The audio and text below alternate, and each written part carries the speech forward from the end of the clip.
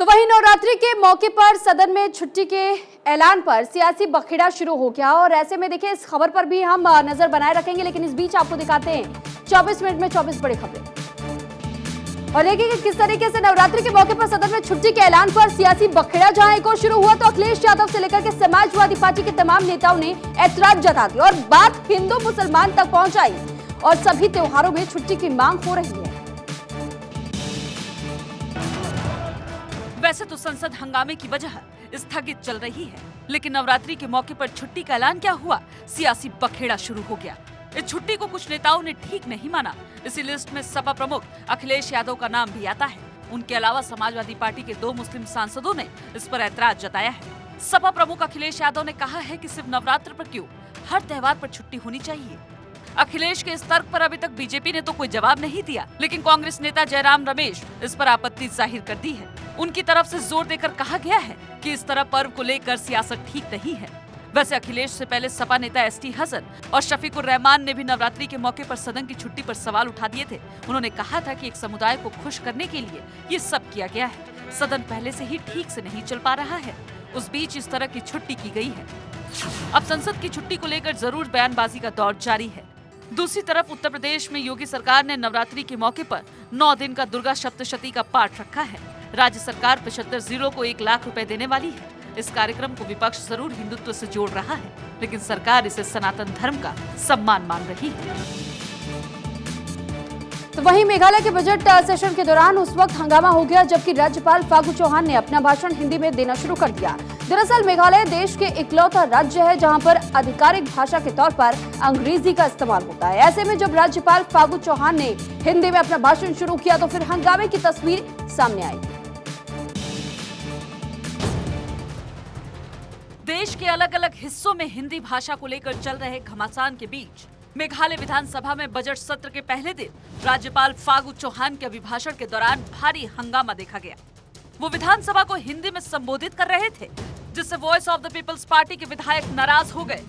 विधानसभा अध्यक्ष थॉमस ए संगमा और मुख्यमंत्री कोनराड के संगमा ने हस्तक्षेप करते हुए कहा कि राज्यपाल का अनुवाद किया हुआ अभिभाषण वितरित किया गया है, क्योंकि अंग्रेजी में उनके पढ़ने की कुछ सीमाएं हैं। हालांकि वीपीपी के अध्यक्ष आर्डेन बसई आओ मोहित और 3 अन्य पार्टी विधायकों ने सदन से वॉकआउट कर दिया। इससे पहले सीएम संगमा और आर्डेन के बीच नोकझोंक भी देखी गई।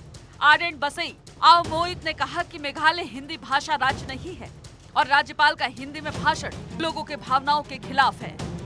आर्डेन ने विधानसभा में कहा, हमें हिंदी भाषी राज्यपाल भेजे जाते हैं, वो क्या कह रहे हैं हमें समझ नहीं आया, इसलिए हम वॉकआउट कर रहे हैं। उन्होंने सदन से वॉकआउट करते हुए कहा, हम इस कार्रवाई का हिस्सा नहीं बनना चाहते और जो अपमानित महसूस नहीं कर रहे वे सदन में बैठे रह सकते हैं, हम इसका हिस्सा नहीं बनना चाहते। तो वहीं हरियाणा विधानसभा बजट सत्र का समापन हो गया है और सदन की कार्रवाई प्रश्नकाल के साथ ही शुरू हुई और आखिरी दिन नशे का मुद्दा छाया रहा। वहीं अपराधियों पर लगाम लगाने के लिए हरियाणा में महाराष्ट्र में बने मकोका की तर्ज पर हरकोका कानून बनाया गया है। हरियाणा विधानसभा के बजट सत्र के आखिरी दिन मुख्यमंत्री मनोहर लाल ने जन संरक्षण आह्वान किया। सभी से उन्होंने पानी बचाने की अपील की। सत्र के अंतिम दिन नशे का मुद्दा छाया रहा। फिरोजपुर जिरका से विधायक मामन खान ने नशे का मुद्दा उठाया। उन्होंने कहा कि मेवात पंजाब की राह पर चल रहा है, यहाँ नशीले पदार्थों की तस्करी होती है। विधायक यहीं नहीं रुके, उन्होंने बताया कि 3 नाइजीरियाई नागरिकों समेत 75 लोग 2000 किलो से ज्यादा नशा के साथ पकड़े गए। उन्होंने सवाल किया कि अभी तक मेवात में सरकार ने नशा तस्करी को रोकने के लिए क्या कदम उठाए।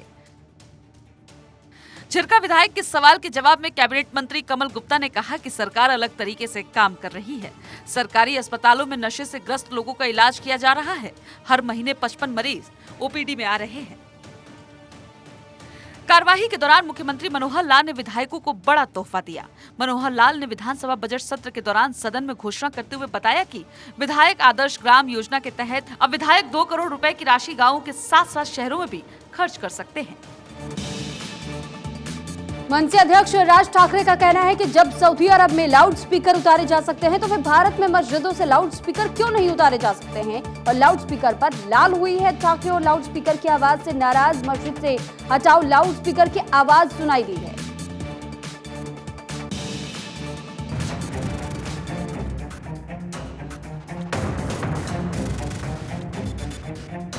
अब लाउड स्पीकर को लेकर सियासत एक बार फिर गर्म हो गई है।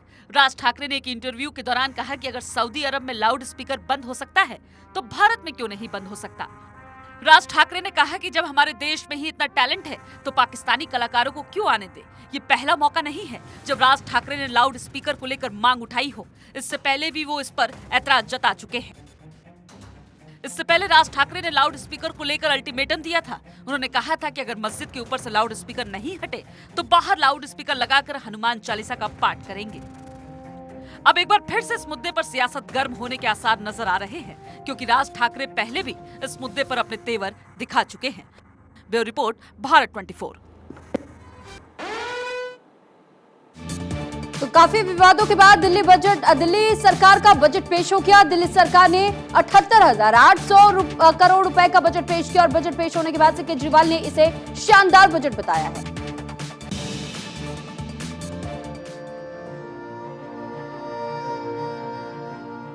मंगलवार को हुई सियासी खटपट के बाद आज दिल्ली का बजट पेश हुआ। विधानसभा में वित्त मंत्री कैलाश गहलोत ने 78,000 करोड़ का बजट पेश किया।